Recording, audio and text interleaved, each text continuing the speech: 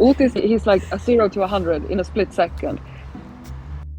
His well-known love bites are something. He bites me and then he talks to me as well. That's basically how he shows love. He likes to play peekaboo. He goes inside the house and then out again and in and out. Peekaboo. He's just everywhere, all over the place, all the time. From the beginning, it was just cuteness overload. Nej! And I have lived on this island for 30 years now and never seen an otter. There was a family from Sweden actually that came here to our island. They were out on the open sea. They saw him and he was being chased by an eagle. Otis was swimming for his life, crying out like a human baby. So this family managed to stop the attack. They wanted to wait in a distance and see if his mother was going to show up, but she didn't. So then they called me. And I have actually never cared for an otter before. But they said that he was getting tired, like he could barely stay afloat.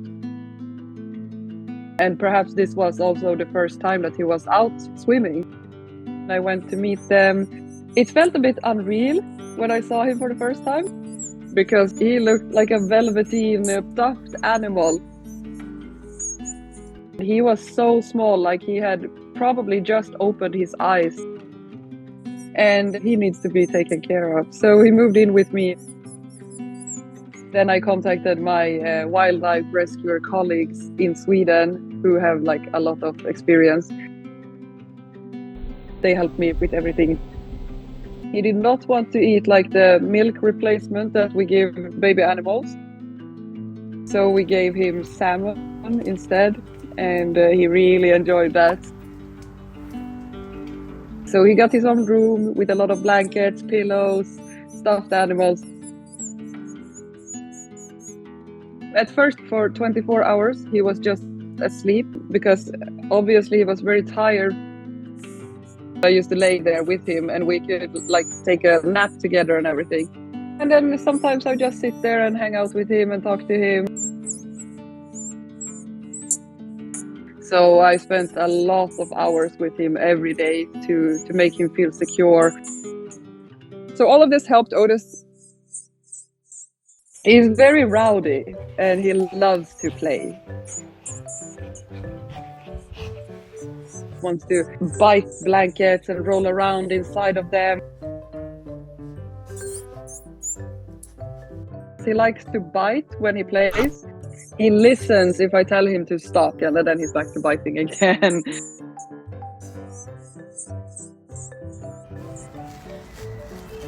Hi. He is outside now. Before that, he was outside during the daytime. And then every night he was actually like screaming, "Hello, bring me inside, it's cold." So he slept inside.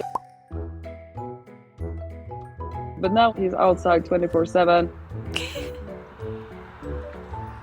He has a bunch of toys actually. He has this like big bucket and he's everywhere with his bucket.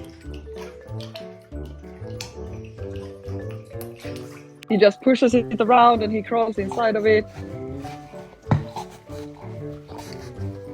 The funniest thing for him is tree branches and leaves and bowls of water to just play around with. Also, he plays a lot with like sticks and rocks. So he brings me little gifts.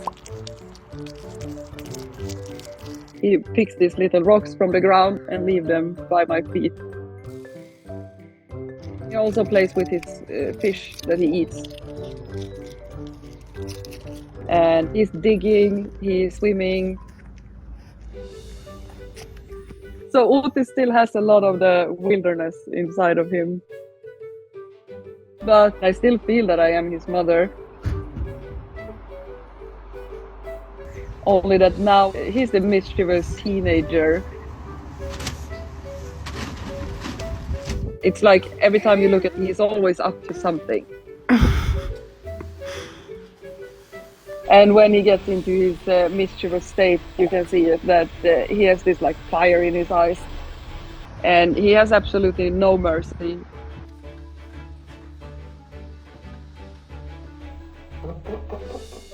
He can just come and throw the bucket at me. He can throw fish at me. And sometimes he like to rip the socks off my feet and just run away with them. He likes to swim. It's really cute because he's like diving around, picking up rocks from the bottom. And we used to throw like fish in his pond as well, so he can practice hunting. And then he comes up and he's all wet and still wants to hug and kiss. Excuse me, sir. Are you aware of your cuteness? When he got to see his first snow, that was a big moment for him. He loves snow. He was like swimming around in it, digging himself in under the snow. He was just really happy when winter came. We have a really good relationship. So clearly he recognizes me and my children because he sees us every day. But I have noticed in him that he is a bit more cautious with other people. He has met my dogs actually. They have both been like very curious of each other. But then Otis wanted to play with the dogs a little bit more than the dogs wanted to play with him. So he was like chasing them. They were like, oh, what is this thing? Now when he has gotten older, we try to keep the social interactions as low as possible. Because our goal with our rescue animals is always that they go back to nature, to the wild where they belong. Come! We have this big lake there with fish in it. Hej älskling! Oh. So we're gonna set him free and monitor him and see that he can find fish and catch them and eat them by himself. Otis is definitely the coolest animal I have ever cared for.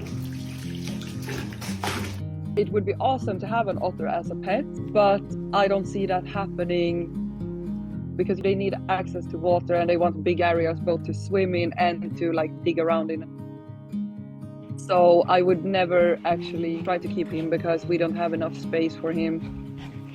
I definitely want to set him back to the wild. But he's definitely going to be the hardest of all my animals to set back free.